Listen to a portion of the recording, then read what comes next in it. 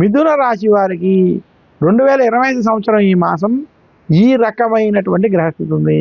మిథున రాశి వారికి వ్యయస్థానంలో బృహస్పతి యొక్క సంచారం, మిథున రాశికి విశేషంగా శని మరియు రవిలు భాగ్యస్థానంలో, దశమంలో బుధుడు, శుక్రుడు, రాహు వంటి గ్రహాల సంచారం, చతుర్థ స్థానంలో కేతు యొక్క సంచారం చేత మిథున రాశి వారికి ఈ మాసం కొంత మధ్యస్థం నుండి అనుకూల ఫలితాలు ఉన్నాయి. అయితే మిథున రాశి వారికి జన్మ రాశిలో కుజుని ప్రభావం చేత కోపం, ఆవేశం వంటివి కొంత ఇబ్బంది పెట్టడం, అనుకోని గొడవలు, చికాకులు కలిగేటువంటి స్థితి ఉంది.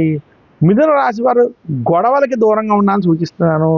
మిథున రాశి వారు ఆవేశంతో కాకుండా ప్రశాంతంగా నిర్ణయాలు తీసుకుంటే శుభ ఫలితాలు పొందగలరు.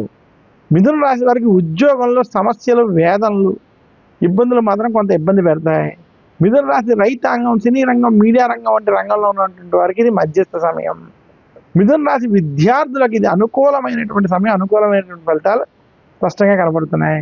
మొత్తం మీద మిథున రాశి వారికి 2020 సంవత్సరంలో ఈ మాసం మధ్యస్థం నుండి శుభ ఫలితాలు అధికంగా ఉన్నాయని సూచిస్తున్నాను.